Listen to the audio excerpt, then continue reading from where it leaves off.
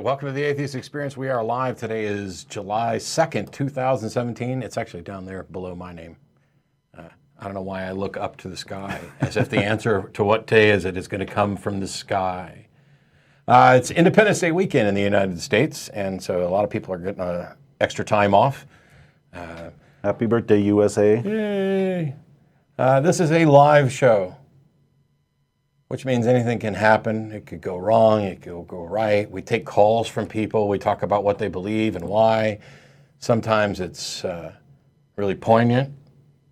Had a call last week that went really well. Sometimes it's antagonistic.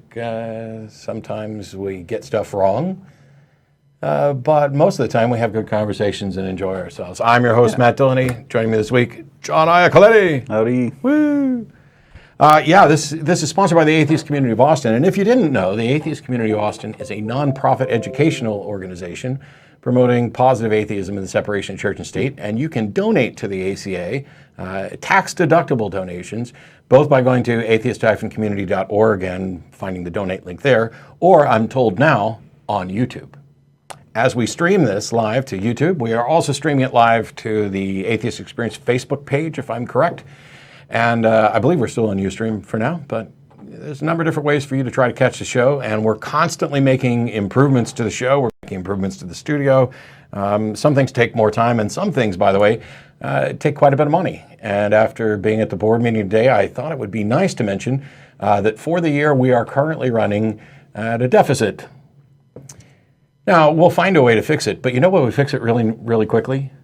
If like 14,000 people click the donate link and donated $1. That'd fix the deficit that we're working at for studio improvements and other stuff, just like that. And you'd have our eternal gratitude as well. I'm not going to take a call until we get $14,000 in donation. God has spoken to me, and he wants me to build a 900-foot John Iacoletti in Tulsa, Oklahoma. Oh, jeez. No, actually, we are going to so much calls for any donations. I don't know. I think it'd be really good next to like the football Jesus and or Roberts one. The number to call into the show is 512-686-0279. All the lines are actually full right now. If you go to atheist-experience.com, you'll find information about how to connect with the show. And by the way, even though we don't mention it very often, you can actually come down and watch the show live if you're here in Austin. Right now, there's maybe 20 or so people on the other side of the glass. We don't have a lot more room than that, and parking is at a premium. But we're thrilled when people come down to join us. And speaking of joining us, after the show's over, we get together for dinner at Star of India at 2900 West Anderson Lane. And I actually got the address up out of my mouth before they put it up on the bottom, which means before. It's like taking forever. That's all right. I memorized it. I still haven't gotten this pointing to the banner thing down. Yeah, what I have to end up doing is like looking at your name and going, oh, that's where the phone number is. You know, I can point to John. There you go. Yeah, that way I don't have to flip it in my head. Anyway, you can join us for dinner there at Star of India Restaurant. Any atheist or atheist-friendly person is welcome to join us. You can also visit the atheist-community.org website to find out more about the ACA, how to donate, and to start buying tickets for this year's Bat Cruise. Is September 22nd? 23rd, I believe, Saturday, yeah. Anyway, the information will be up there. Seating is limited. We can only get, maybe 175, 200 on the boat? Yeah, at most. Yeah. And have we got our speaker lined up for this year? We do, and have we announced it yet? We've announced it, and I'm putting you on the spot. And you're putting me on the spot because I can't remember off the top of my head, but yeah, it's on the website. We revamped the website. You should go to the website and find out more about this. I don't know. It is the president of ex-Muslims of America, though, and I can't think of his name. Yeah, it's Muhammad. That's it. Is it Rizvi? Anyway.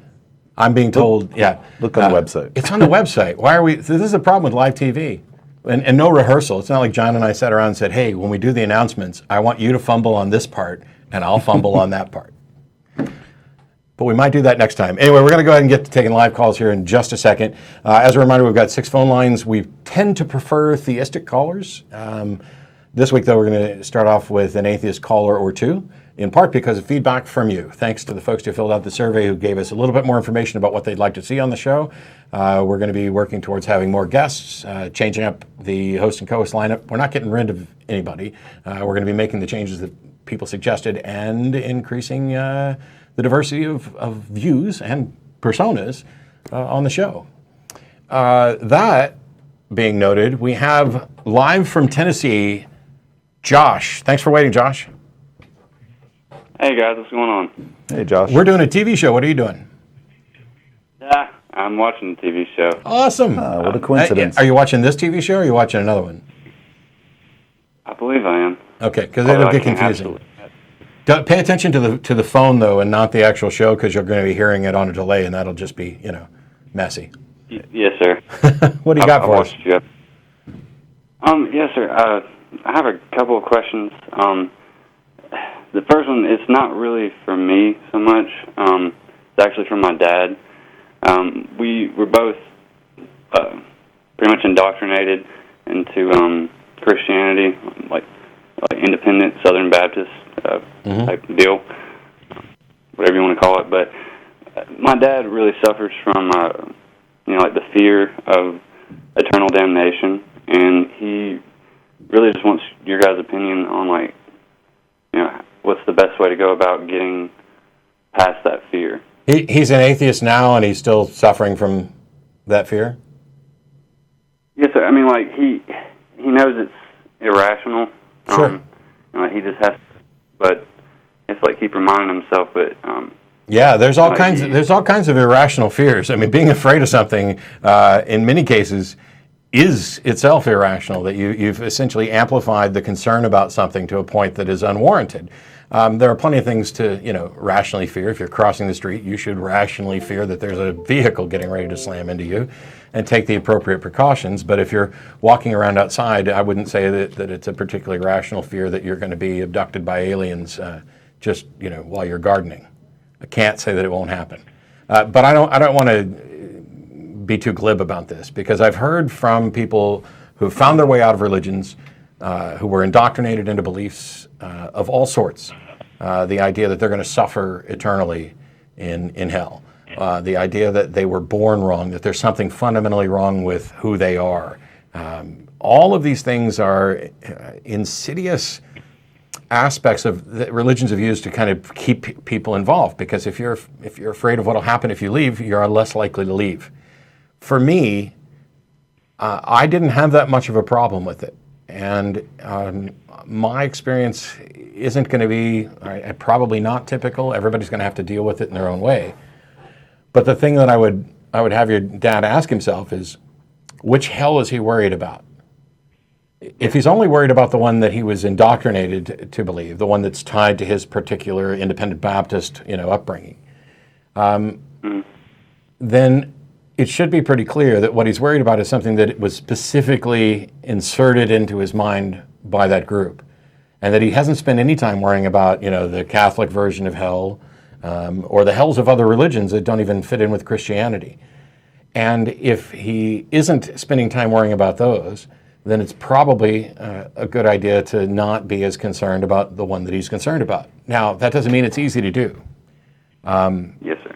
What I ended up doing, and this was pretty quick for me, was I can't do anything about it.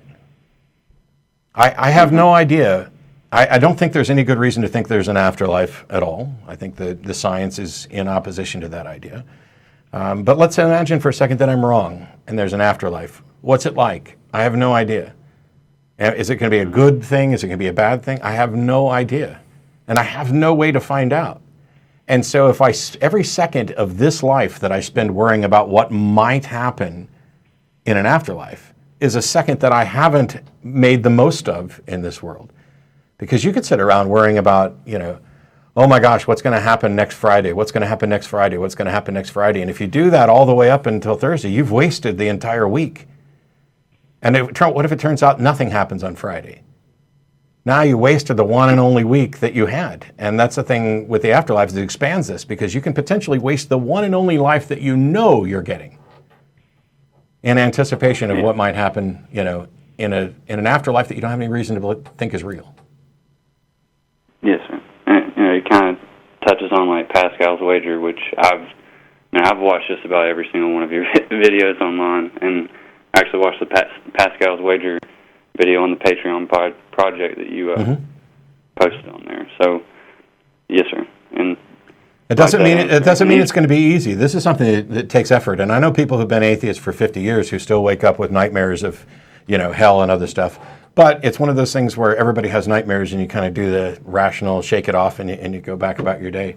What I think is amusing is not the right word, intriguing, and you might ask your dad about this. I didn't suffer from this fear of hell after I got rid of religion. I didn't suffer from the fear of hell too much while I was in religion because I didn't think I was going there. I was convinced that Jesus was going to carry me off to paradise. But I also didn't have that big of a concern about it. And what I found from some atheists who are having a hard time putting away this particular concern is that they weren't, this wasn't a fundamental reason why they believed then. They're far more concerned about it now after the fact, some of them, than they were when they were in. Yes, sir. And I think a lot of it had to do with like our specific church that we went to. Like they thought it was basically like a sin to search for clues that God was sending you, and you had to by faith alone believe it, which was basically it's a huge con. But it just kept people guessing. Yes, sir. And I don't personally suffer from that fear of eternal damnation, so I didn't know how to answer him. So I thought, I would just add that it's really hard to kind of reason yourself out of something that got to you through pre-rational means. So when you're indoctrinated as a child before the age of reason, it's really hard to break. And try to reason yourself out of that because it didn't come to you through reason. So there's some support groups available, recovering from religion.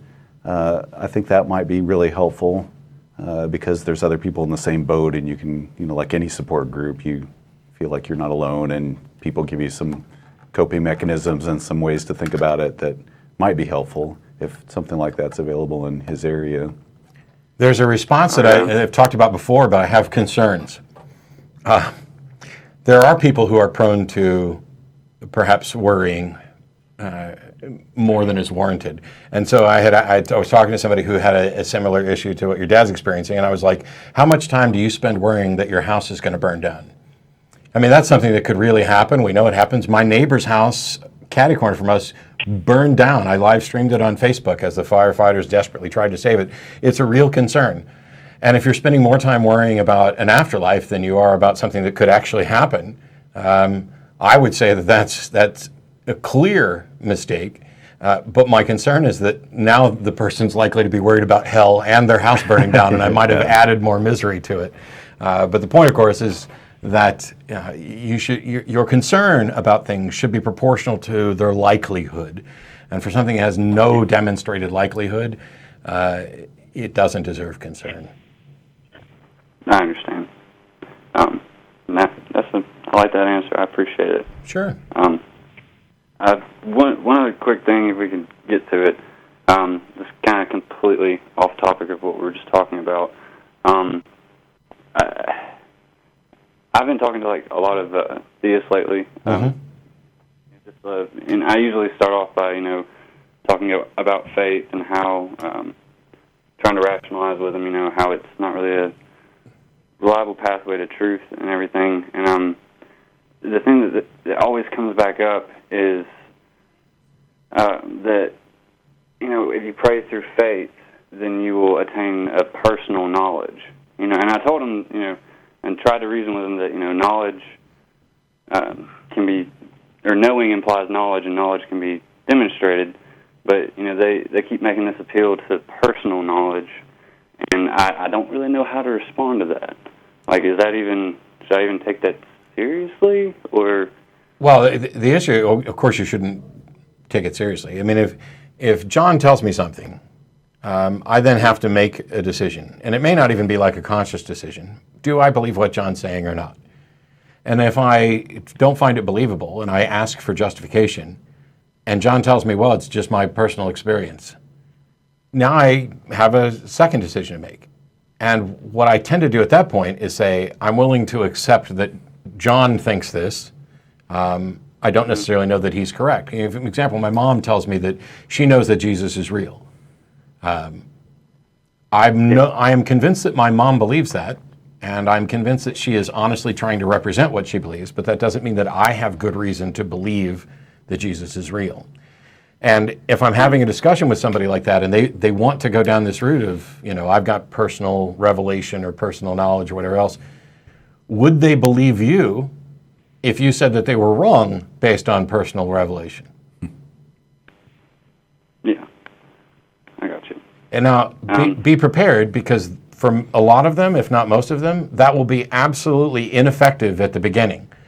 Because from their perspective, even if they're not completely convinced, even if they occasionally have their doubts, as we know people do, they've been trained to express an incredible confidence level. I know that I know that I know that I know that Jesus Christ is Lord. And when you say something like, oh, would you believe me if I told you that I had private revelation that you were gone, and that was the only justification I could give you was private revelation, they would say, no, I wouldn't believe you because I already have the truth. That's going to be the most likely starting answer. And you're going to have to say, yeah, I know that you believe that. The question is, how can we demonstrate it? Because, we've got, both of us are claiming that we have the truth. And also they'll probably point out that you're not being sincere, that you're trying to make a point, that you you don't have a private revelation that they're wrong. So you got to make sure you keep it on the topic of, okay, maybe you're justified in believing, but do you think I am or should be as well? John could have been abducted by aliens last weekend.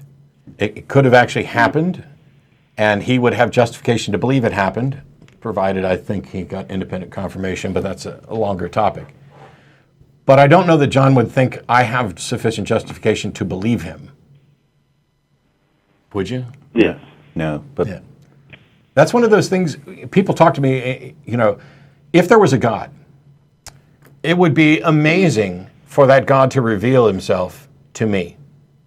Not because I'm so special, but because I have particular standards for what would convince me. And they're standards that I've conveyed to a large audience for 13 years. And if a God revealed himself to me, there's only two possibilities. Either he revealed himself in a way that convinced me, which I could then share with other people and they should be convinced, or he revealed himself to me in such a way that I'm the only one who can be convinced, and I would still be able to express that honestly to other people, to say that I know that you shouldn't be convinced. This is a death trap for the theists, the presuppositionalists who claim that everybody knows God exists, because all they're doing is saying they can't be wrong. And you can't really have a conversation with that. Yeah, it's extremely frustrating. I don't know. How do you deal with that personal revelation, personal knowledge thing, John? Well, there's kind of nothing left to talk about at that point. If they, I believe it because I had an experience. It gets down to, well, why should I believe it? Because that doesn't help me determine what's true or not. Just because you, came to that knowledge through some avenue that's only accessible to yourself. That's fine. I don't tend to argue at that point because, okay, you believe it, you have your reasons. It's nothing that I can examine for myself. So, until there is something I can examine, then, knock yourself out. If you want to convince me, though, you're going to have more than just personal revelation. I wonder if there's a way to look at it, particularly for people who have kids. I don't have kids, but I was a kid. I am a kid. Let's face it, I am a kid. I'm a Big kid. Big kid. Imagine you got two kids, and they were in a fight, and you ask who started it. I'm not quite sure exactly why who started it is as irrelevant as we tend to make it out, but that tends to be the first question. And they both steadfastly say that the other person started it, and you have no other evidence to go on. What decision can you make? Punish them both. Yeah. I mean, do you punish them both? Do you let them both off? Do you, I think that, I'm in favor of having a conversation or figuring out something that's equitable. Maybe you guys both participated in this, or, I can't necessarily find the liar. I don't want to believe one or the other. But my thing is, I would ask the kids. You say she did it. She says you did it. How can I tell which one of you is telling the truth? And if you get them to realize that as long as one of them is clearly lying, that I can't tell, well, you might end up getting a lot more evidence, because I think the one that's lying is going to smirk at some point about how they got away with it. But having a conversation with them exposes this. And if you can't do that in a conversation with a theist about, hey, you say there's a God and it's this God. That person over there says there's a God and it's some other God. And I'm not convinced that either of you are correct. What am I supposed to do? How would you handle that situation? Ask the theist, how would you handle that situation if you were in that situation? And why would you expect me to do anything different? Yeah. I completely agree. And y'all just have like a way of making sense of stuff in a way that, I don't know, like. Well, if you talk to people every Sunday for 13 years, you'd have the answers to. And I don't know what the answer is. Every theist you talk to is going to be a little bit different. Yes, yeah. Some of them are not going to understand reason and rationality enough to even be able to have that conversation. You ask them, what do you expect me to do? And they're just going to say, I expect you to believe me and not that other person.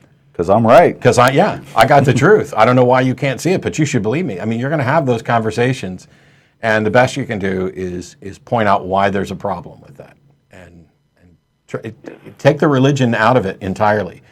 Talk about how you go about establishing what is a reasonable position, what's believable. Yeah, that's how I usually, like whenever I do have conversations with people like that, I'll do that, like take the religion out of it and just say, like what's an example of how faith can lead us to truth in any other, aspect of our life besides religion, Yep. Yeah, just take the religion out of it. It really, seems to make it a lot easier for them to see through it when you do that. The last little bit of advice I'll give you, Josh, is this. Always be open to having the conversation, but don't expect to change somebody's mind in one little sitting. And if it gets to a point where you don't have an answer, just say, hey, let's stick a pin in this. We'll go off and have some fun, have some dinner. Maybe we'll meet up again in another week or and talk about it some more. Yes. I definitely don't go into it with that expectation, because I was in their shoes before, and yeah, exactly. There was no amount of reasoning you could do with me. I was firm in my beliefs, and yet something eventually worked. And figuring out what that is and why, and it's going to be different for everybody, but figuring out the what and the why behind what changed your mind is going to be helpful. Yeah, I don't think it was ever just like one specific thing, which is how it is with most atheists. Right. Like it was just.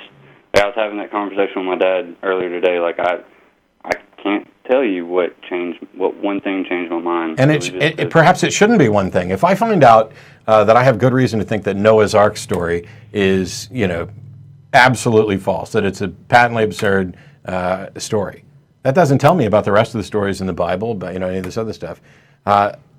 At least not entirely. There is the idea that it's an all or nothing sort of book or religion in some senses, that if you find out that an aspect of it is false because God can't be not true, and every man's a liar. Yeah. But on that note, I'm going to let you go, Josh, and we're going to move on to some other calls, but I appreciate it, and good luck in conversations. Yeah, thanks for taking my call, guys. Have a good one. Thanks, Josh. Ooh, I think so the lines are full. I almost think that the next call came in before I finished hanging up. That's how fast it flickered. It was pretty wild. Hunter in, is it Lavon or Lavon? Lavon. Lavon. Okay. Well, I had Elton John on the brain. Doing pretty good. How are you? Oh, not bad, not bad. My question mainly had to do with spirituality and afterlife, I guess. So I don't know what spirituality really means. But all right, would you like me to kind of give you my definition of it then? Sure. Well, for me, I guess a little bit of background here. I used to be a really, really strong believer in the fundamentalist believer in the Bible. Mm-hmm. And the three sources, kind of like your show, and the couple others like the Skeptic's Annotated Bible, I kind of saw my way out of that, but I still had sort of a belief in the afterlife, and I kind of used that to mean spirituality, because I don't know if there is anything there, but I'd kind of... So you're equating? For you, the afterlife is spirituality? Can we just dump the word spirituality entirely and talk about the afterlife and whether or not we have good reason to believe it? Yeah, no problem. Cool. I mean, if they're the same. So... All right, yeah. What reason do you think we might have to think that there's something beyond life? Basically, the reason that I've had is I can't prove any way that this goes, but I've had a couple experiences that we've recorded and found in my house with cameras, and basically it kind of shows things that can't be explained, at least to our knowledge. Okay, if something can't be explained, you don't get to say that it is evidence for an afterlife, because you don't have an explanation. If you don't know what it is that you've seen, how could it possibly be evidence for an afterlife? You know what? That's actually a good point. I've always just kind of believed it to be kind of like a spirit doing it. Yeah, I mean, so you let's just say you recorded some phenomena like we'd see on the History Channel, as I vomit a little into my mouth, and you have something where it's unexplained. Isn't that where we should stop until we have an explanation? Yeah, I guess that's a good point, because if you don't have an explanation, you can't really investigate it. I can actually go one better when it comes to the afterlife, because I think the idea of an afterlife, or at least the idea of a soul, is, pun intended, the most dead topic in all of religion. And the reason for that is, what about me survives my death or could survive my death? Now, I'm walking, talking, I have preferences and memories. Everything that seems to make me me is identifiable in my brain. It's not only identifiable, it's malleable. I can suffer brain trauma and lose all of my memories, lose the ability to make new memories. I can fundamentally have my personality changed. I can develop, multiples of these conditions at once, to the point where it could potentially be argued that I'm a new person.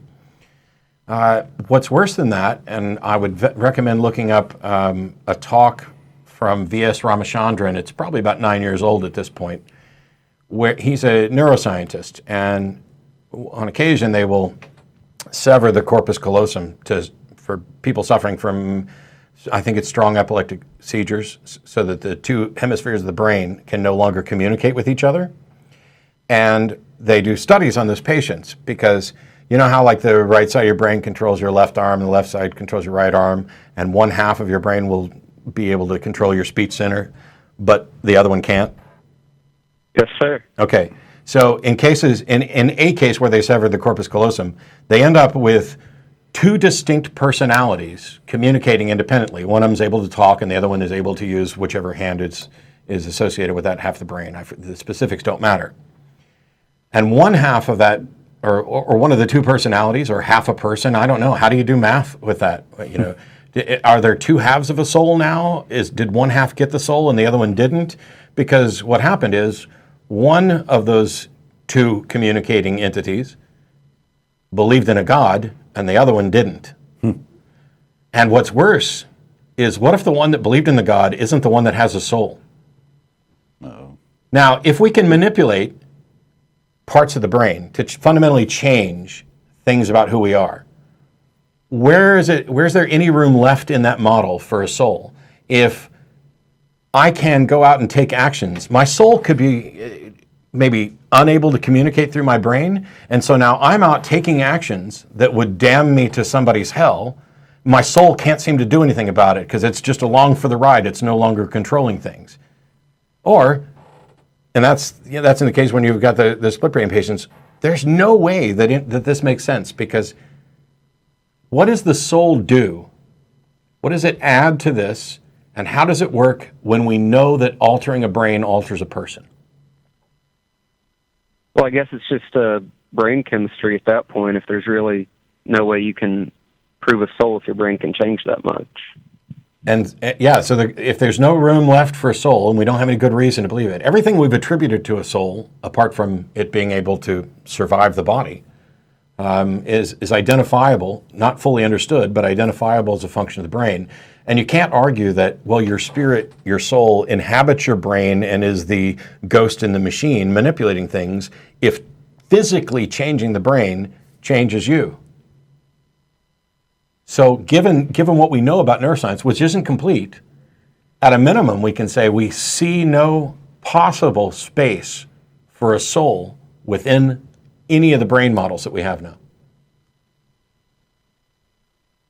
Well, I guess for me, it just kind of never really, clicked in my head that, hey, there's really, this whole concept of a soul doesn't really, there's no reason for it. That never clicked to me until now.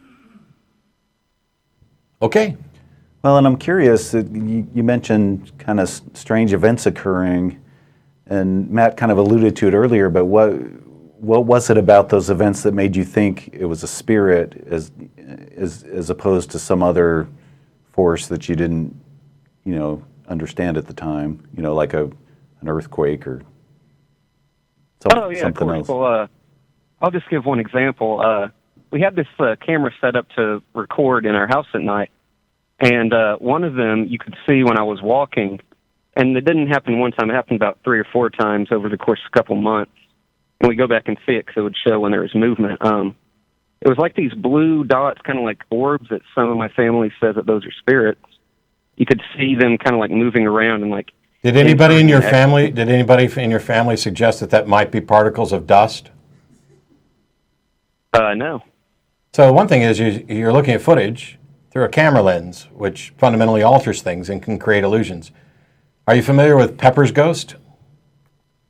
No, actually, I've never heard of that. Cool. Well, look up Pepper's ghost. It wouldn't fool anybody today, or almost anybody. There's ways. Let me retract that. There are ways to make Pepper's ghost fool people, but basically, it uses a piece of glass on an angle, either in a hallway or above the orchestra pit, stuff like that. And by manipulating light, you can make ghostly figures appear. Now, once upon a time, based on what we knew about light refraction and stuff like that, it's understandable that people might have suspected, oh, there are ghosts walking around here on stage. Isn't it likely that there's something about recording with a camera and a lens in different light conditions that could produce things like orbs that you just haven't bothered to study to figure out, oh, this is a dust particle? Yeah, I guess that's very likely. I'd always kind of been skeptic about it when it came to like flash photography. I always thought it was like the flash that created it, but I never really thought before that it could be like a dust particle. Well, so one of the things you got to consider is you've got a lens and you've got perspective. And in much the same way, like if you consider like the mountain valley illusion, your brain does things to what it sees. It makes an assessment of the light to determine whether you're looking at a mountain or a valley, and there's ways to trick that, which is why we have optical illusions. So you can do it with color as well. There's pictures of Rubik's cubes where there's a brown square and an orange square that are clearly different until you put them right next to each other and you find out they're the exact same hue.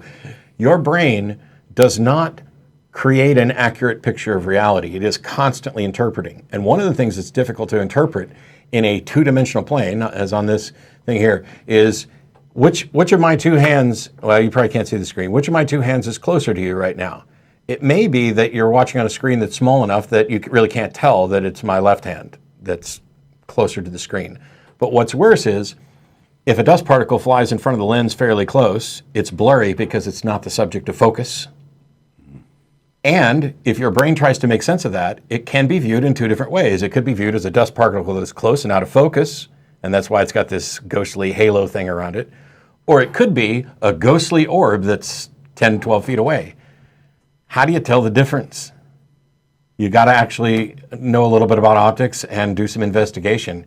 And I would say that, hey, I saw some orbs, and to use your own words, people in my family said they were spirits. Well, do people in your family have any expertise in this area? No. Yeah. So the time to believe that there are spiritual orbs or that there are ghosts or anything else is after we have sufficient evidence to justify that. If you just say, well, I can't think of anything, and somebody said that it was a spirit, so I'll go with that, I think you're being insufficiently skeptical. You know what? I guess I'd agree with you on that one. I never really thought about it in that way. Dig in a little bit. Some of this stuff's really interesting. Look up some information about Pepper's Ghost and optical illusions. And one of the things, this is something that myself and a bunch of my skeptic friends strongly object to, is the History Channel used to, I don't know, once upon a time talk about history. and now it's all this ghost hunter crap. And Nazi hunters, too. No, ghost hunters, Nazi hunters. Well, Nazis are ghosts now. Nazi ghost hunters. The thing is, there are people who want to believe and are convinced of something, but there's also people who want to make money taking advantage of the people who want to believe. And there's not really a network that airs, here's why Ghost Hunters is garbage as a regular show. But you may find some skeptics on YouTube who have done the work and dig around a bit. But at the end of the day, even if you decide you're not that interested in investigating it, at least keep that in the forefront of your mind, because at a minimum, you should be able to acknowledge that you shouldn't be reaching the conclusions you're reaching, and perhaps shouldn't be reaching any conclusion at all because you don't have enough information. Oh, yeah, of course. Definitely. After the episode's over, I'll definitely go back and rewatch and pick out the things y'all said and research it and investigate into it. And can I say one more thing real quick? Sure. I just want to say I love the show. I used to be a diehard Christian, but finding you on YouTube and a couple other sources are one of the things that kind of helped me, see the light and see that, I don't have to believe everything people tell me. So just want to say I appreciate that, and I'll definitely be one of those 14,000 people you need to donate. I'll probably go do that in a minute. And thank you. Awesome. The Giants' best with John. Thank you, Hunter. I appreciate the compliment, and keep investigating. It's a big, wonderful world out there with all kinds of stuff weirder than you could possibly imagine, and we maybe only know this tiny percent, which brings up a theistic argument that I think we should address real quick. John, if there's this much stuff to know about the world, and you only know this much, what if God's in this part that you don't know? What if he is? How do I know that? Yeah. If I know this much, and knowledge expands out to here, and God's right here, I can't be justified in accepting that a God exists until I know this part. Mm-hmm. What if there is a God out here? It's the same answer as if there's not a God out there. If you don't know all of it, well, okay, then we can't know that there's not a God. Oh, congratulations, you've now turned knowledge into absolute, complete knowledge and certainty. The point is, you can't be warranted if God exists somewhere beyond human knowledge. And God is going to hide from you too, because if you know this much, and then you learn this over here, and God's going to jump over here, yeah. And if you learn this, he's going to jump over here. So yeah, God's out sunbathing on Venus, and as soon as we start landing, in the right area on Venus, he's going to jump to Jupiter.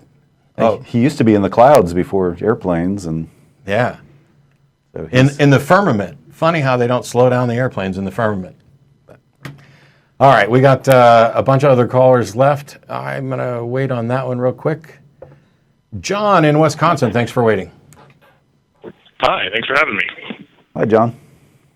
Good name. All right, so first off, I wanted to start off by saying I was turned on to you guys' show by one of my friends who recently went from being a Christian to an atheist. Mm-hmm.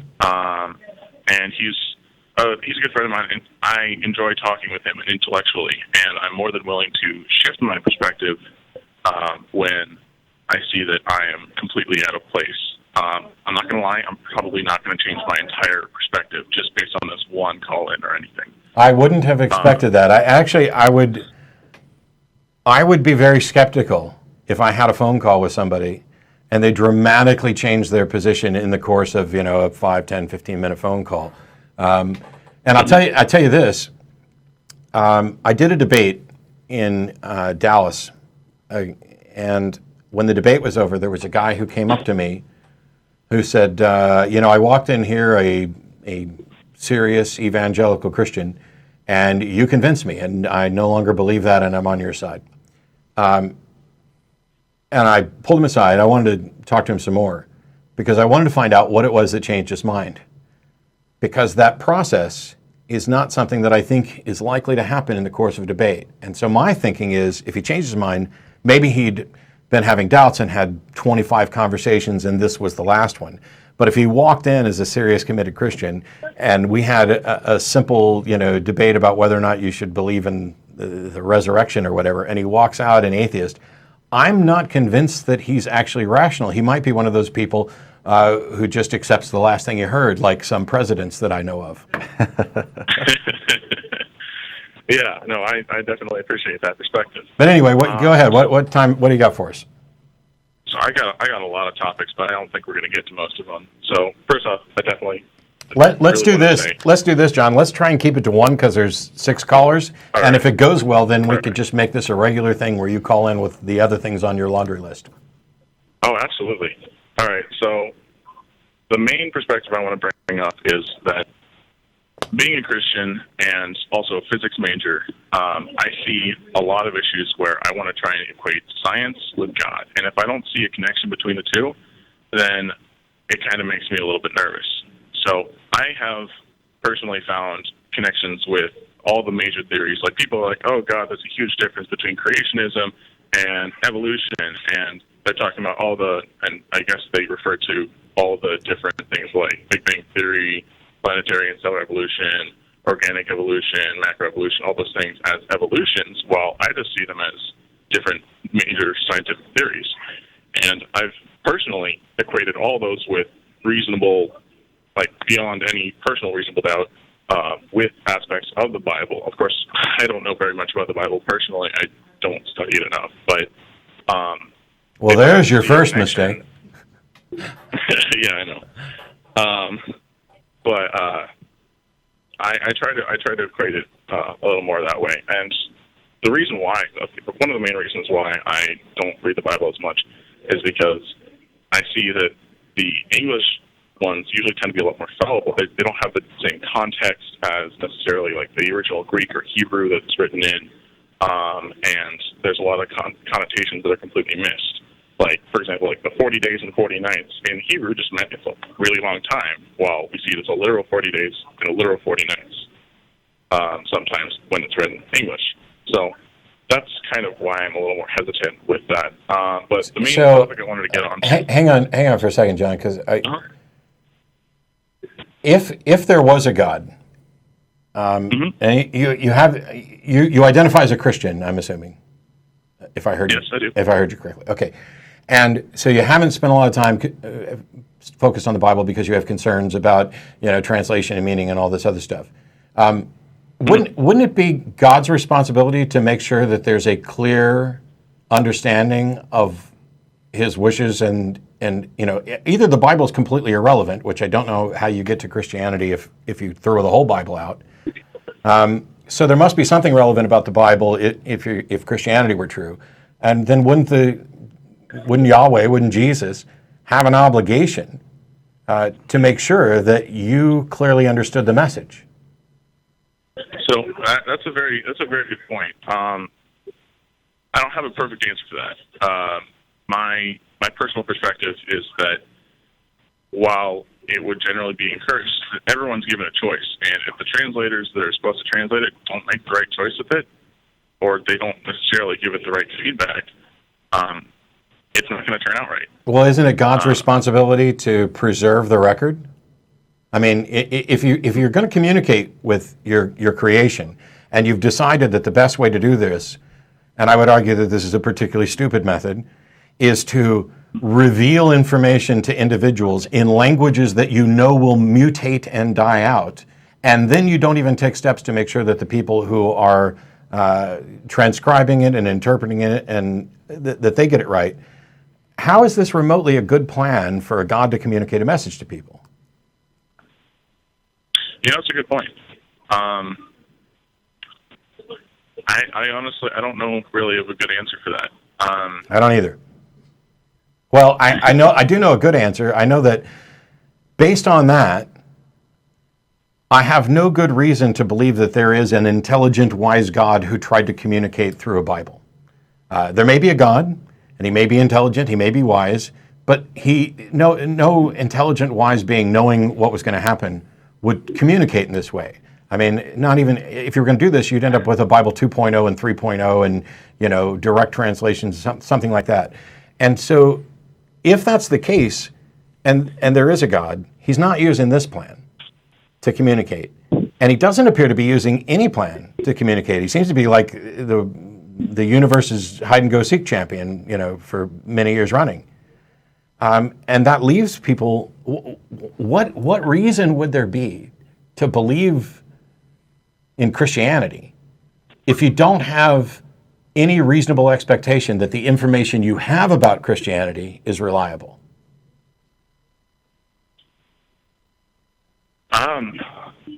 That's actually a really good point. I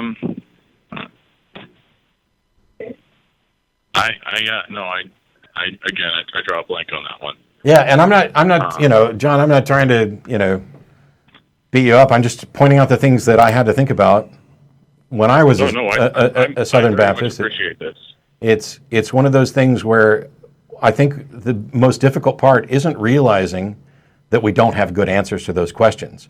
The most difficult part is realizing that if we don't, in fact, have good answers to those questions, we cannot have a reasonable warrant to believe the religion that is founded upon those problems that we've exposed.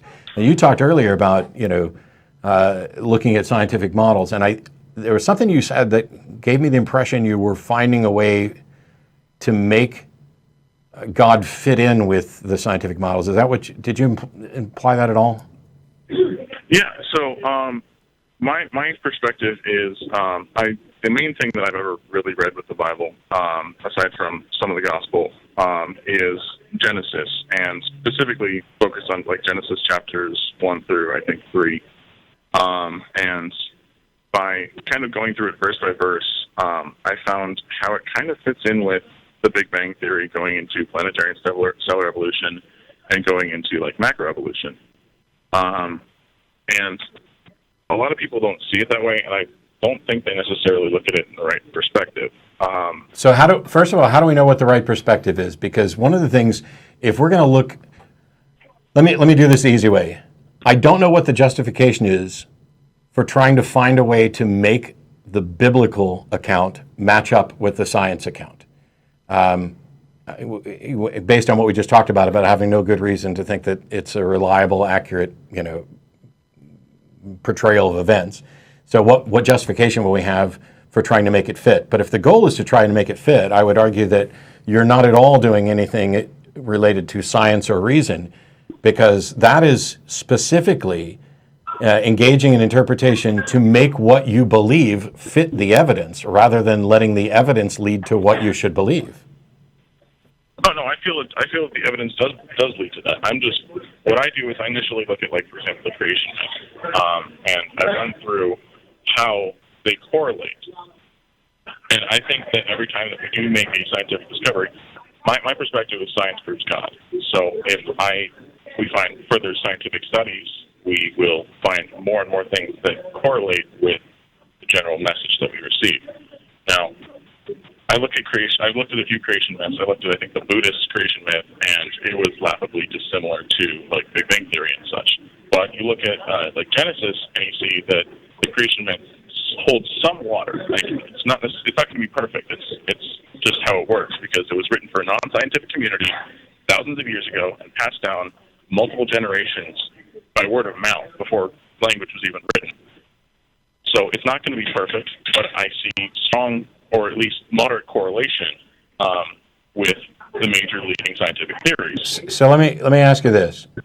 I would argue that if the God who created the universe inspired a record of that it would actually be accurate. That it would be let me ask you this. That it would be trivial and important to at least get the order right. Oh, I agree.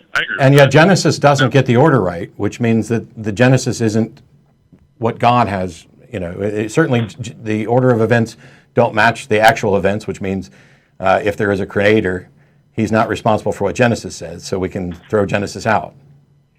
Well, let me ask you, where exactly do you see it not matching up? Where exactly do I see it? So the order of events in the order of events in Genesis is a beginning, and then an earth with darkness enshrouded by heavy gases and water. By the way, I'm pulling this from the Talk Origins archive. So let me tell you the interpretation that I got from that. So I wasn't anywhere near done. All right. So a beginning, a primitive earth and darkness, then light, then an expansive atmosphere, then large areas of dry land, land plants, then the sun, the moon, and the stars, and then sea monsters and flying creatures, and then wild and tame beasts and mammals, and then man. But the real order is a beginning, and then light, and then the sun and the stars, and then the primitive earth and the moon and the atmosphere, and then dry land, and then sea creatures, and then some land plants. The order doesn't match up. But if you look at it from the perspective of being on Earth, there is some reasonability with that, because initially the Earth's atmosphere was opaque. Therefore, one who was seeing the perspective of the universe from Earth would not see the Earth and stars until most of these things had cleared through. No, they would see the Earth if they were on the Earth. Sorry, you're right. Yeah. They wouldn't see the moon and the stars. My bad. Sure, but are you saying that there was somebody there to record this? Because First of all, what you may think about the atmosphere certainly doesn't apply with a thinking agent on Earth to record this. And wouldn't God then know that we would discover the order in which these things occurred and find this glaring error in the account that is supposed to be his? Mm-hmm. Yeah. Now, here's one other question, John, just to mull over. Is there a way, knowing what we know about what science has discovered about the facts of the origin of the universe, if you wanted to dig through a religious text from some other religion and find a way to make it fit to the facts of the universe, don't you think you could do that too? I think it would give it viability, yes. Well, no, I'm not talking about whether or not it's viable. I'm saying you've done this with Genesis. Hindus are far closer to the age of the universe, mathematically 13, 14 billion years. They're at least in the billion-year ballpark of this. If you talk to Muslims, they will go through the Quran with a fine-tooth comb, pointing out how it's apparently explained everything in science. Here's the problem. It doesn't actually explain these things. We learn about them, and then people go back in and read that into the passage, that a fetus looks like chewed gum, that sort of thing. That's fair. So the question is, if we don't have any good reason to believe we have a good record of what God wants or thinks, or whether he exists, and we don't find the Bible particularly reliable, then there would seem to be no reason to try to make the Bible fit scientific facts, because what we know about science, the Bible says bats are birds, but we don't classify them that way. And you could say, to a primitive person, it was a flying thing, and that's as good. And I would agree that a primitive person would look at a bat and put it in the same category as birds, but it's not. And the author, if it were a God that knew the future, would know that we would discover that, and there'd be this problem. Now, I'm not raising the bats, birds verse as, this is a big takedown for, Yahweh. I understand. The thing is, it also gets a lot of other things wrong with regard to human interactions and morality. And, I've talked about slavery pretty much every week on this show for the history of the show, it seems. But why? What is the motivation to try to make a particular religion that you like, that you've acknowledged you have difficulty justifying, fit in with scientific findings? Because the fact that you may be able to find a correlation between them doesn't tell you anything at all about whether it's true, because here's what happens. There are a whole bunch of different creation myths, and human beings trying to answer the same questions. We are generally similar. This is why our myths are similar. This is why our superheroes are similar. This is why whenever we have something that's unknown, there's a limited pool. Where does lightning come from? Oh, it comes from Thor. It comes from Zeus. It comes from the gods. It comes from this. Because we couldn't really say, lightning it comes from that amoeba or that snail on the ground. Nobody would ever think that. So we limit that. So by trying to answer questions with limited information, coming from limited minds, it's hardly surprising to me. As a matter of fact, I'm surprised that creation origin stories aren't actually more accurate. And every time they try to be specific, they tend to get it wrong. It's in the general things.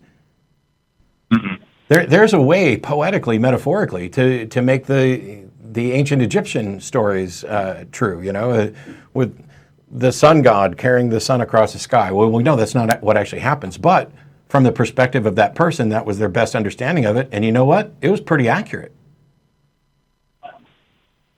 Okay, I'll give you that.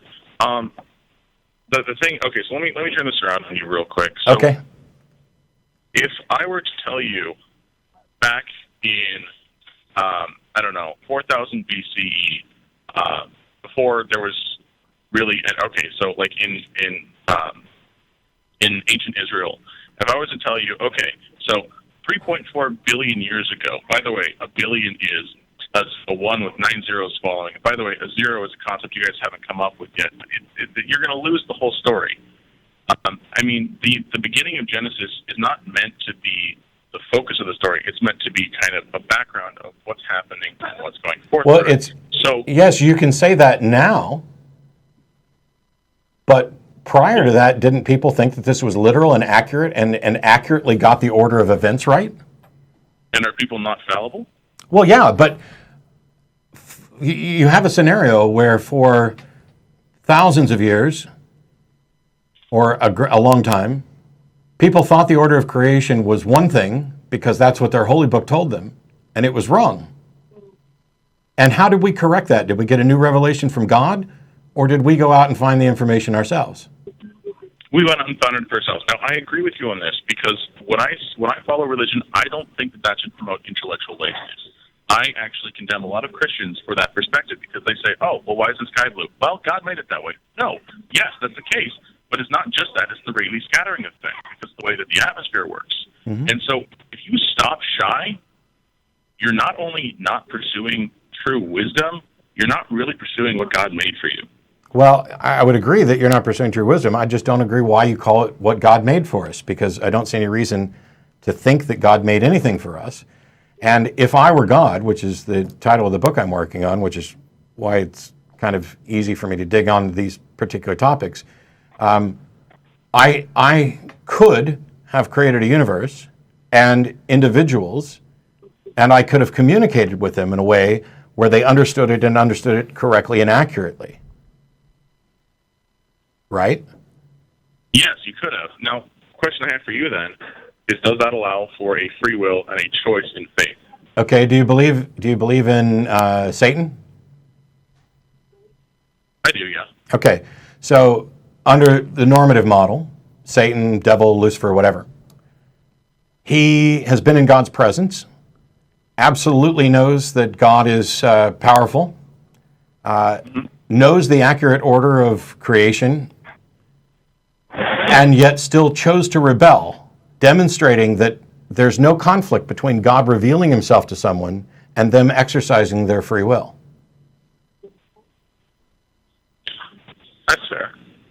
But at the same time, giving a definitive showing that God is there also can allow for a, well, why is this? I don't know, I'll ask God, instead of going and finding it out for yourself. Well, that's, but kind of defeats the point of curiosity. So this seems to be kind of a lazy retreat from that. I know my parents exist and I know they have rules. I can still disobey them.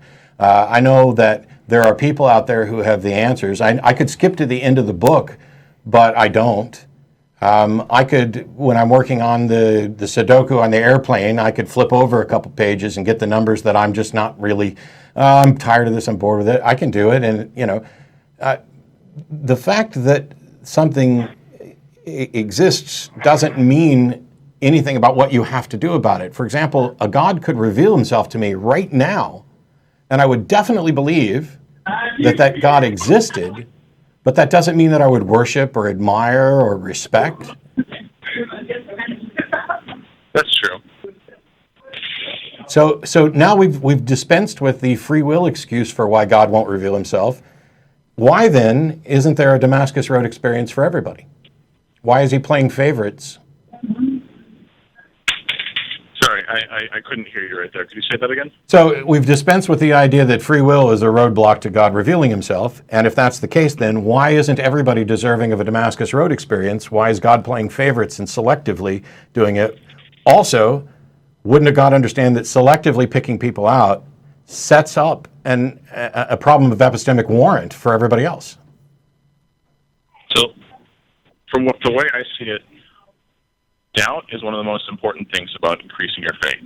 And experiencing trials, tribulations. Why would you want to increase faith? Well, why wouldn't you? Faith is not a reliable pathway to knowledge or understanding. I see no use for faith. Why would God want you I to would have disagree. faith? Okay. Because sometimes when you go through discouraging times, so I'm gonna relate this to gambling for a second, which may not be the best idea for me to do. But when you gamble, you occasionally get limited feedback, you get limited rewards. Once every 3 times for the first time you get a reward, once every 17 times after that, and then it varies. You never know when.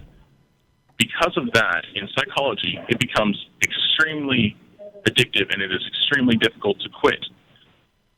With that same For some concept, people, you have, it's much more difficult to quit than other aspects of or other types of. I'm just trying to figure out what this has to do with faith, because as somebody who gambles, I'm not exercising faith. So my point is then, with that same kind of idea of a limited reward system of it only occasionally happens, people have a tendency to stick with faith more, which means they hold out away from despair more often. No. Now you're not talking about faith now. You're talking about hope and whether or not there's a benefit to hope. Oh, no, that's a fair point.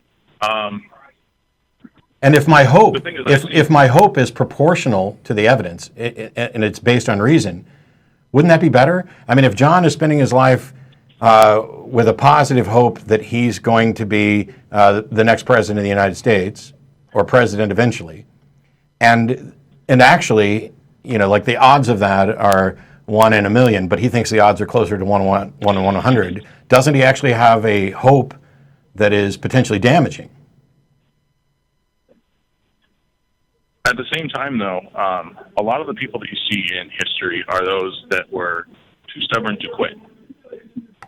Those that are the famous names. The people who are too stubborn to quit are the people who are mired in religion and try to use faith as the justification for it. That would almost be definitionally too stubborn to quit. They're refusing to. They're also the names that are known most often in history. Well, in general. So is Hitler. Oh my gosh! Did I just lose everything because I mentioned Hitler? I'm not concerned about who's most mentioned in history. I'm concerned about whether or not people have a good reason to believe things. And basically at this point, you're now seemingly arguing that there's a good reason to believe in God based on faith because it makes some people's lives better and might get them mentioned more in history?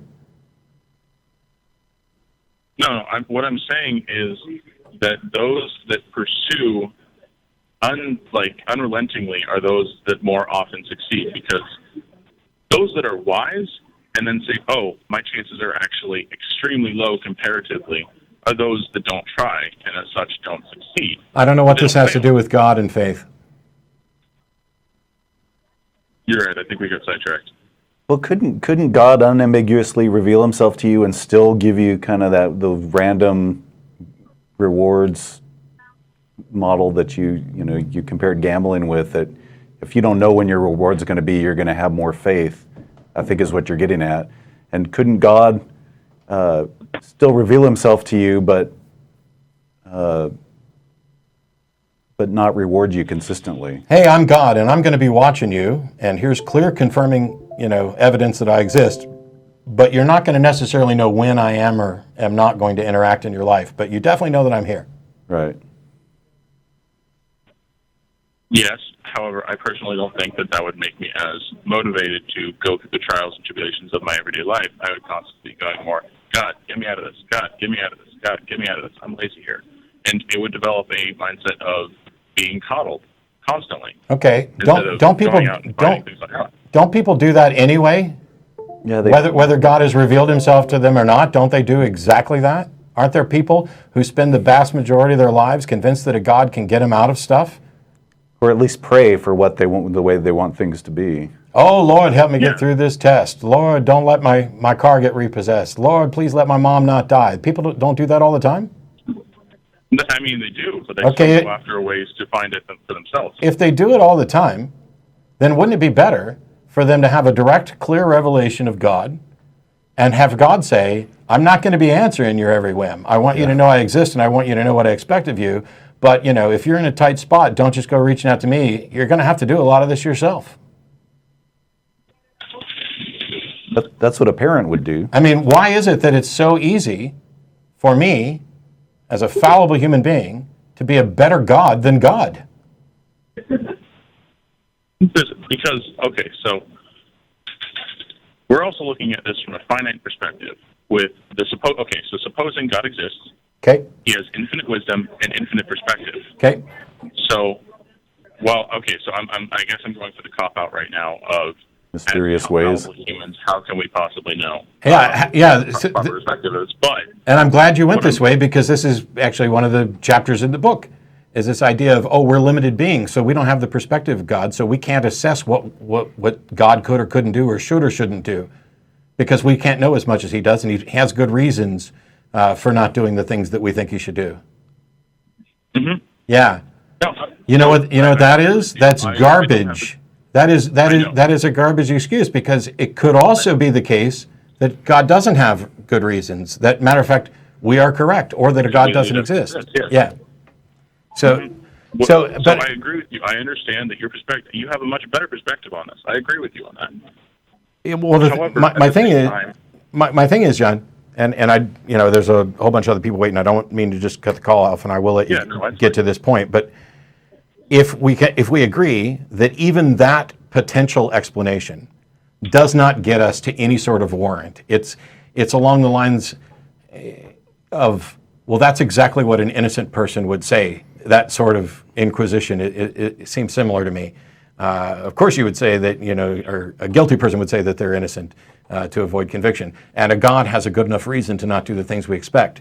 But there's a bigger problem here, and that is, if there's a God, if you were a God, and you had good reasons to not interact with humans the way they would expect, don't you think you could find a way to communicate this in a way that doesn't violate or expand this problem? And if it is in fact impossible, aren't you ultimately responsible for that problem, as you created the system and the limited beings, and now you're putting a completely unrealistic, unreasonable expectation on them to be able to figure out and accept things for which you yourself know are impossible and beyond evidential warrant?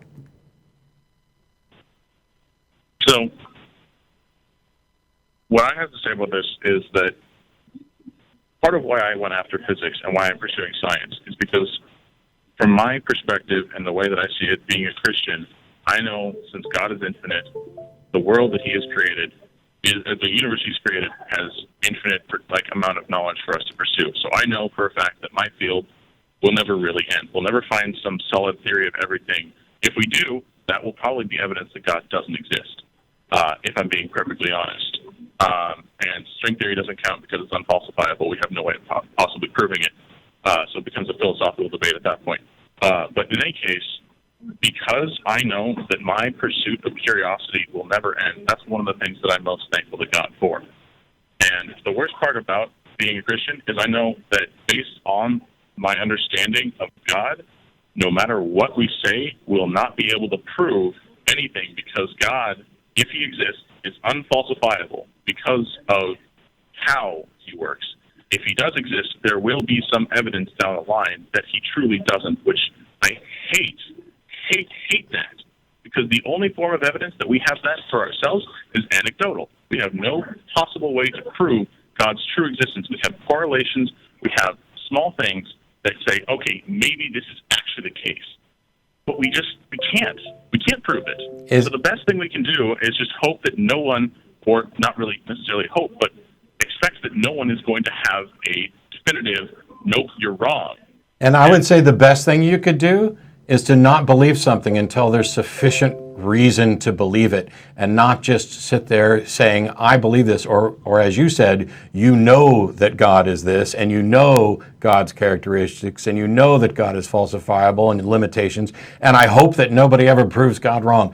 All you're doing is talking about how much you want this to be the case, not how much warrant there is to accept that it's the case. And that's not the way science is done. It's not the way physics is done. It may be the way string theory is done, but that's a conversation for another day. And my friend Lawrence Krauss may object to that. Maybe I'll talk to him about that the next time we do an event. So, I understand where you're coming from. That's a very good point. I know you believe, and I know it's frustrating that you believe while acknowledging that you can't find a good reason to believe, that you've accepted an unfalsifiable proposition. And while you may, in fact, be viewing this in a science-ish way, I don't see how this is good skepticism or good science, because the time to believe something is after there's warrant. The time to point to another scientific model that has this characteristic of unfalsifiable, which we think we should go ahead and just accept. That's the foundation of what Popper was teaching us. That's a good point. But on that note, I want to get on some other callers real quick. But please email, call back in some other time. I appreciate it. Oh, absolutely. Thank you for talking with me. Thanks, John. Okay. PC's making a lot of funny noises. Yeah, I think that's the machine in the other room that we're hearing in our ears. Okay. But it could be. Well, no, it happened after the call was off. But stuff like that happens in a live show. There it is again. There it is. I wonder if we're getting pop-up notifications and spammed with ads, and if the whole thing's going to explode and the show's going to end before we get to. Oh no. I went ahead and kind of ended that because John, and I had talked for a long time, and I wanted to get some more thoughts in from you. Hopefully that's not mine. Nope. I think it is you. I don't know how it'd be coming through the headphones. Oh. Look, go ahead and talk, John. Oh, okay. Matt is muting his PC now. I don't know if that's going out on the air, but anyway. Live show. Yeah. But he started to make a point. So I have earbuds in so that I can clearly hear the caller and us, and that means that I don't hear that the sound's actually coming from this machine right in front of my microphone. Which is proof that I'm not going to get everything right. I like that call, and one of the things is, we talked about this before, about this idea of referring to people who believe as if they are intellectually inferior. I've talked about how my IQ didn't go up when I stopped believing. I just got a better access to better information and a better perspective on it. And the thing they find most interesting about that call is that John hadn't thought through some of the things. That's a good point. That's a good point, and certainly didn't change his mind over the course of the call. But I'm confident that John will at least think about those things, because for somebody who cares about truth and cares about science, I think the most troubling thing for me was you just believe and you hope that nobody comes along and proves you wrong. I know that we do that sort of thing. We all do that sort of thing about something, but I don't think that we should do that sort of thing. And I think if we were exposed to the fact that this is what we're doing, here's an example of me doing it. I've had problems with my eyes for a while. Occasionally they'll get blurry, get better, get fixed. I need to go see an ophthalmologist. I know this. I know this from the science. I know this from my various health conditions.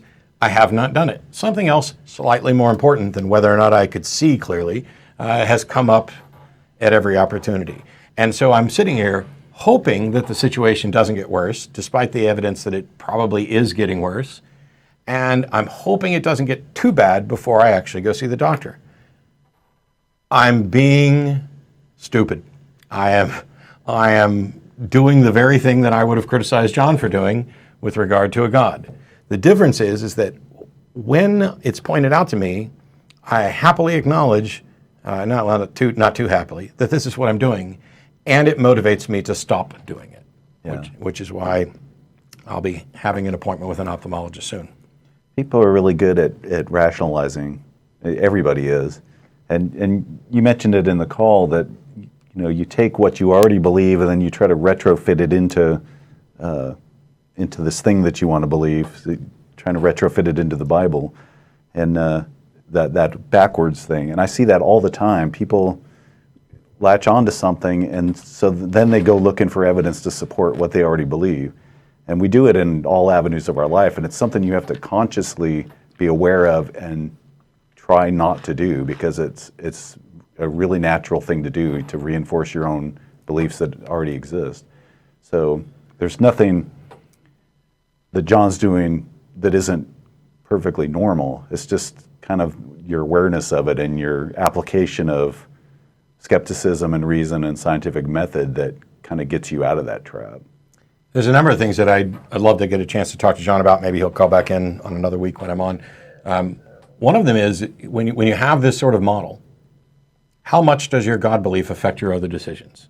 I mean, certainly we know people who are in specific versions of Christianity where what they believe about abortion or climate change or whatever that they've derived from their religion is going to affect who they're going to vote for, what policies they're going to. I don't know how much that affects what John thinks and how he votes. When if you haven't bothered to spend much time looking at the Bible and you really don't expect it to be accurate, maybe you're not against same-sex marriage. Maybe this is where the moderate to liberal theists come from. But my problem is that yes, it's true that fundamentalists can become liberal and moderate believers. They get away. On occasion, they throw away the things that are clearly problematic, but they just want to hang on to this abstract notion of God. But I've also seen it work the other way, where once somebody becomes convinced of this abstract notion of God, instead of having a conversation with me now, what if John had a conversation with me 25 years ago? And my conversation with John went a little differently. Well, John, you believe that the Bible is God's instruction book for your life, that you believe that there is a God. You're not expecting everything to be perfect, but why is it you haven't bothered to study it? What is it you're afraid of? I mean, if this is God's book that he wants you to give, shouldn't you have good explanations for why you have problems with it? Because maybe the problem is you. Maybe the problem is not with God. Maybe the problem is not with the transcription or the interpretation. Maybe the problem is you. Maybe there's something in your life, something in your heart. I can't keep doing this because it's vile. But if that kind of conversation happened, that's how you move someone who is a liberal, kind of Christian towards fundamentalism.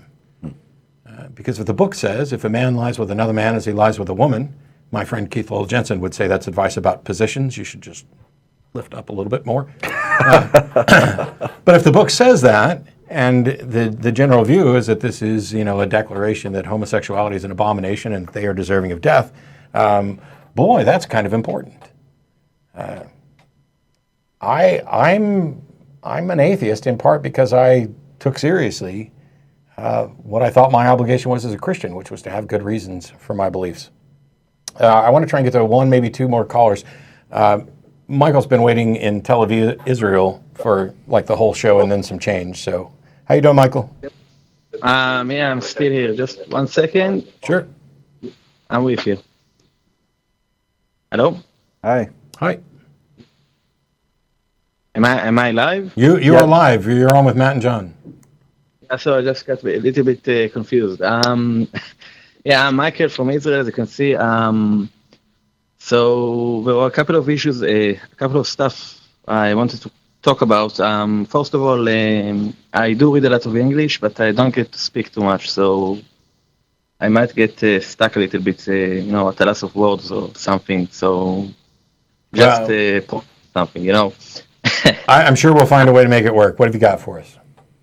Yeah, well, a couple of things. First of all, I have this sort of issue about circumcision, which from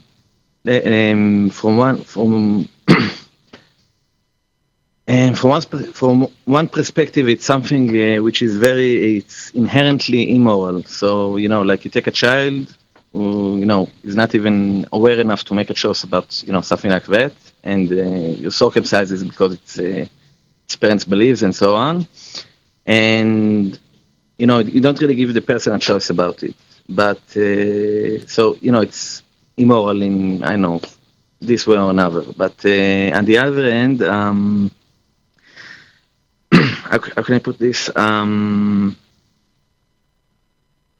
It's got like more or less pretty formally proven or shown health benefits, No.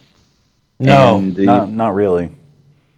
well, So maybe not. There's a study from Africa which has some problematic methodology about potential health benefits, but to the extent that that study might be correct and there might be potential health benefits from circumcision, that doesn't mean that you get the benefit by violating the individual autonomy of an infant and routinely circumcising infants. People can actually take the steps to willfully choose to be circumcised in order to get those benefits.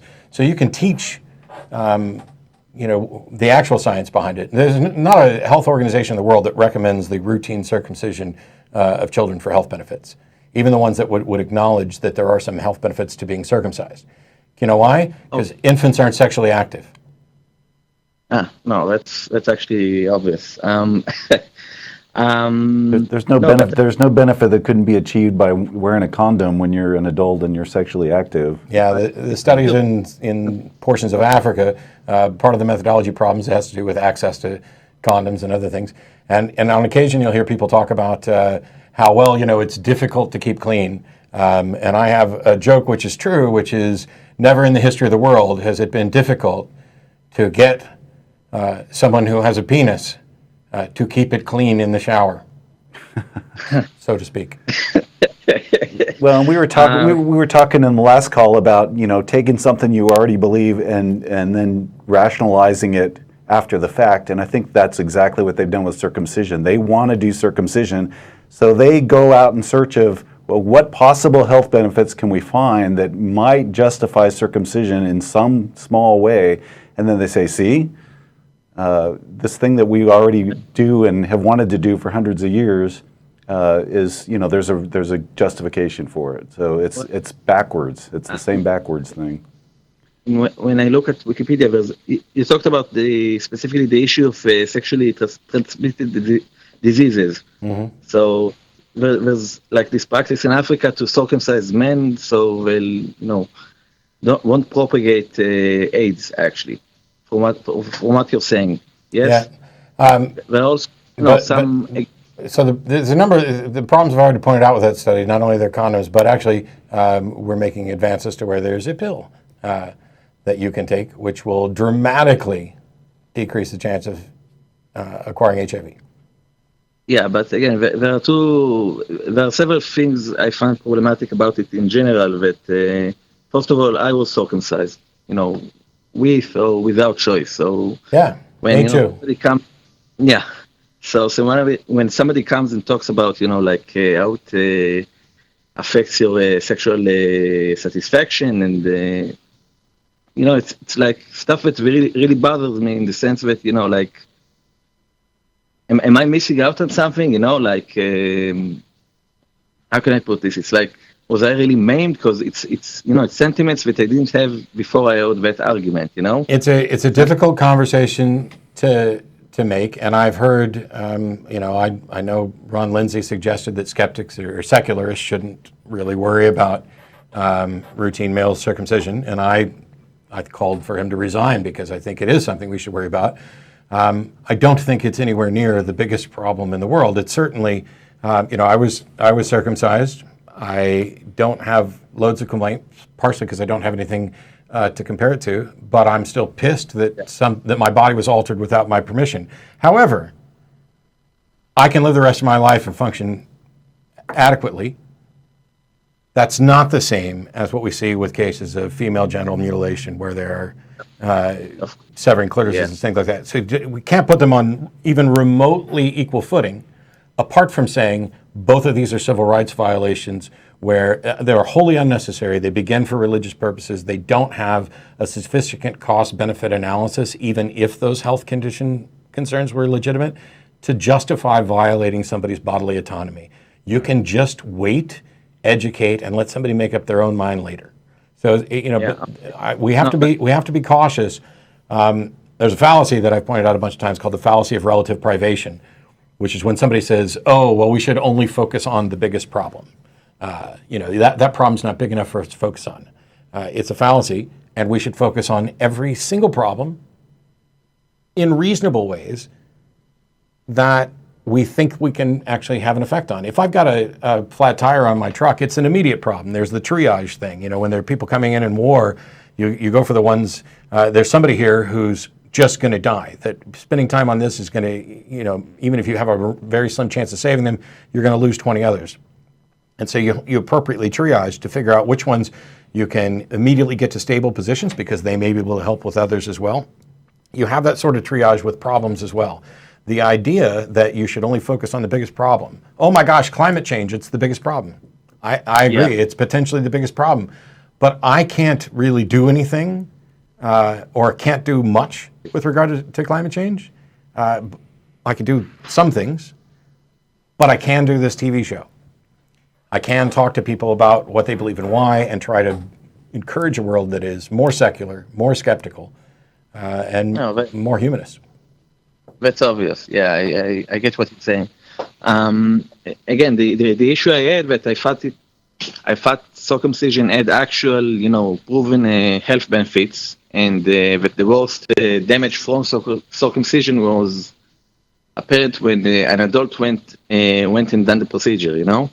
So I've heard people talk about men who got circumcised as adults after being sexually active. Some of them are referred to the experience of sex being in color prior to the circumcision and in black and white afterwards. Now, how much of this is hyperbole? Because quite honestly, I can't imagine it being a whole lot better because sex is pretty awesome.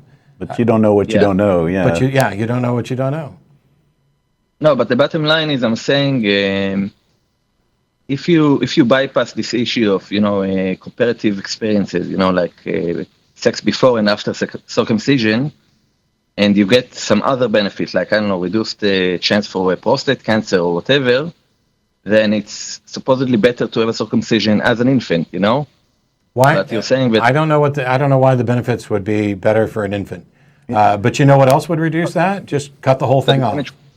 No, I'm just saying the benefits will be the same whether you went and done circumcision as an infant or as an adult, but the damage, psychological effects and so on, will be much worse as an adult. I don't necessarily know that that's the case because, first of all, and I don't know that it gives any justification to violate somebody's bodily autonomy. Hey, it would be much less painful if we just go ahead and put 4 piercings in every baby's ear the second they come out of the womb, because they're probably not going to remember. It's not going to be a big deal. And we're pretty sure they're going to want at least one hole in their ear at some point. So we'll just play the odds. Or, it might be better to just, for a while, doctors recommended routinely removing kids' tonsils and things, just, or the appendix is a vestigial organ and might as well just take it out while we're in here. And it turns out that was a little bit of hubris on our part of acting like we knew better. But in the end, I still just can't get behind the idea of violating somebody's bodily autonomy. But on that note, we're up against 6 o'clock. There's one more call I want to get to. Okay. I appreciate it. Okay. Thank you very much. Thanks. Bye. Thanks, Michael. Yeah, I don't want to spend the whole back half of the show on circumcision. We've done whole shows on it. Yep. The one caller that I was going to go to as the last caller seems to have run away. Uh-oh. And that one is a monstrous call. We'll go ahead and Paul's been waiting from Louisville, and we'll take Paul as our last call. My apologies to everybody else. And after this call's over and we shut down the show, everybody involved or some of the folks involved get together, go to dinner at Star of India Restaurant, 2900 West Anderson Lane. They'll probably put it up on the bottom. How you doing, Paul? Oh, just fine. I'm going to try to make this as quickly as possible. I'm ashamed to admit that I fell for an April Fool's joke from James Randi. The name of the video is Seth Raphael Claims Randy's $1 Million Challenge. I was wondering if James Randi's intentions were to use this as a teaching tool, because if you observe the opening of the video, you have all the elements of legitimacy. The presenter is standing behind a podium that reads MIT Media Lab. Also, you have the very well-respected skeptic James Randi. Mm-hmm. This was so present in my mind that I completely missed the funny hat the lady was wearing. Also, during the presentation, Randi places this goofy contraption on Seth Raphael. And this is the kind of tactics used by promoters of the paranormal. You have a ghost hunter who studied at this or that university and has a PhD in something. Am I reading more into this, or is Randi just having a good joke? Do you think that he had an intention for this, or? So I can tell you what I can do, because Randi and I did an event in Vancouver, and there's talk that we might do another event this coming year in Ottawa. We can perhaps talk about the April Fool's joke. We are not, we've done events together, and we know each other, but we're not close friends. But I can say with pretty strong confidence that it was absolutely intended as a teaching episode, but also a bit of fun, April Fool's fun and everything. Yeah, right. But everything he does in the realm of skepticism is about teaching. And don't feel bad because you got fooled. It's probably easier for him to fool you than almost anybody else, both as a magician and a skeptic, because you come in with some level of trust, and that's the lesson to take away, is that just because Randi says that he's become convinced of something, that on its own is not enough. We need to know what the actual evidence is, and anybody can be fooled. And the second you think you can't be fooled, it's too late. And my favorite. Do you know how he did that trick at the end of that show that you did in Canada? You do know how that was? Yeah. Can I get to my second? I won't quickly get onto this, because this is my main topic. Okay. It's about debating. I've watched your debates with Matt Slick, and this is a name I wonder if it's really real, because he seems to slide away from difficult questions. And I'm frustrated with how he plays these logic games. It seems like he does this to divert questions about scientific weaknesses in the Bible. And I want to scream when I hear him say, "I love science." Now, I don't possess your debating skills and will probably never debate someone of his caliber. But after watching... you could debate 100 people of Matt Slick's caliber. Okay, well, let me go on. But after watching these debates, I was wondering if I could, as a disarming technique, agree to my definition of a God. Just as Tom Sawyer exists in the minds of readers of Mark Twain, Tom Sawyer never really walked the face of the earth, but exists in the mind of the readers of Mark Twain. I could say something like, okay, here's my God, the God I give the name No God. This God only exists in my mind and doesn't have any supernatural qualities. Thereby, I'd be able to debate the supernatural God. What are the pitfalls of this kind of strategy? That is, I want to get people away from arguing God and say, your supernatural God is what I'm really wanting to debate. And he seems to try to avoid, because when you want to go after the Bible and the inaccuracies in the science in the Bible, he starts playing these games about what is reality. You assume reality. Do you find any pitfalls in like this, what I'm calling a disarming technique? Yes, loads of them. Number one, you debate whatever God they're presented. They get to define the God that they are defending, and you have to address it that way. Also, when you call your God the no God, you've set up a contradiction. And when you say that it only exists in the minds, now you have a different ontology than the God that they're talking about. So if I tell you that I believe that pixies pull socks out of the dryer so that I constantly end up with mismatched pairs, and you then try to argue against that by arguing against something completely different, well, now we're not discussing what my belief is. You have no way to show that I'm either wrong or unreasonable unless you actually address what it is that I'm claiming. So you have to play their game, for lack of a better word. I don't find it to be a game. And he's not playing tricks with logic and reality. He is following a particular line of reasoning, which is flawed, which I think we've kind of shown is flawed. But you have to actually deal with what's presented. If a caller calls up and says to me, you know, if my conversation with John, if John had claimed that, you know, he's a Christian, but he worships Satan, well, I've got to try to find a way to make sense of that to show what's potentially wrong with it. I don't get to say, oh, well, I'm going to argue against a Satan that only lives in my underwear drawer. Yeah. I mean, you just can't get anywhere that way. And if the goal, you got to think about what the goals are in debates and discussions.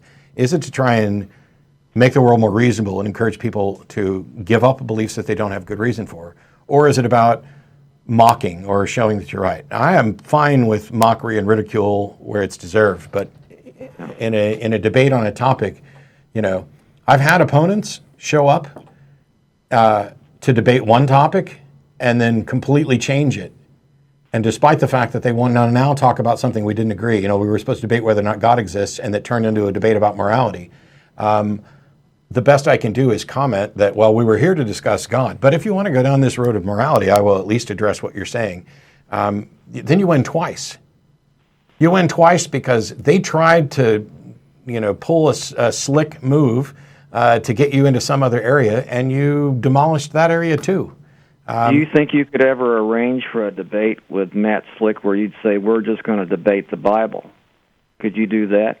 Well, Matt contacted me because he was going to be in Austin in May, and I suggested that while he was here, he should come over to the house. We'll have some tequila, we'll set up a camera, sit down in a couple of chairs, and have a conversation, not a debate, a conversation about what he believes, what I believe, you know, because I think those are often more productive than debates. Unfortunately, I don't know if he just didn't come to Austin or if he decided against it or whatever else, which is a shame because we both like tequila, and I had the best bottle of tequila there ready for us. But I haven't heard back from him, and frankly, I've got enough stuff going on that I'm not going to lose sleep over it. Final thing, that caller earlier was talking about these, that he saw these ghosts or whatever. I like to, this is another technique that you might find a weakness in, but I like to tell people I find it better to choose to not believe this or to choose to believe this because, for example... You can't choose what you believe. Huh? You can't choose what you believe. Okay, well, for example, if somebody said, let's say we had murders in our city and then they couldn't find the murderers, from a mental health standpoint, I'm looking for a natural explanation, which I find more mentally helpful than to say, oh, since we can't find this murderer, then it's demonic. That is, I choose to hope for a natural explanation for these things that don't have currently have an answer. I find that psychologically, mentally more appealing to me than to assume that it's something paranormal. Oh, well, what do you think about that philosophy? Well, okay, so there was a bit of confusion in there because you said we had a bunch of murders and you prefer to hope for a natural explanation rather than a supernatural one. That's not the same as that's not the same as choosing what you believe. Okay. Yeah. You didn't make a choice. If a supernatural explanation came along and it was properly sourced with evidence and somebody could actually demonstrate the supernatural, wouldn't you accept it? Yeah. And since that's never happened, isn't it by default more reasonable that or more likely that we're going to find a natural explanation? Correct. Yes. Yeah. So you're just going with, I think the explanation is probably going to be more likely natural than supernatural. It's not about choosing what you believe. It's not. You don't know how those people died, and I don't. Although I will point out that we don't get to call them murders until there's actually a demonstration that it's a murder. But on that note, I got to let you go. And as a reminder, Star of India restaurant here shortly. My favorite April Fool's joke, by the way, I was going to mention this. Still trying to figure this out. Oh, go ahead. Oh, you're still trying to. Oh, there you go. Yeah, it's probably on YouTube. Just search for spaghetti April Fools.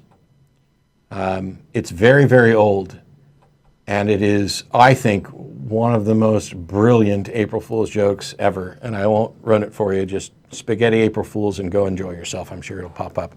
On that note, we are done for today. Thanks to John and all the people on the other side of the glass and the crew on the other side of the wall who sent me a bunch of messages letting me know it was my laptop making the noise and would you please fix it, doofus.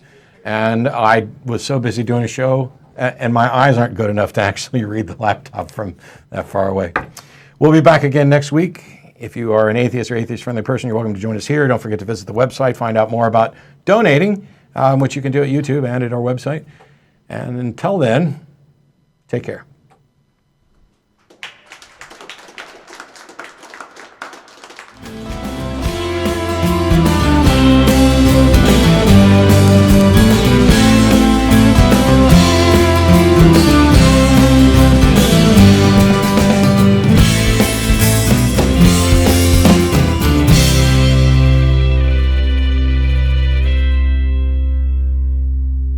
This is Russell Glasser, host of The Atheist Experience. You know, The Atheist Experience is made possible by volunteers and the generous support of viewers like you. If the promotion of positive atheist culture and separation of church and state are values that you hold, please consider contributing by becoming an ACA member or visiting our product page at evolvefish.com under the Partner tab. Thank you.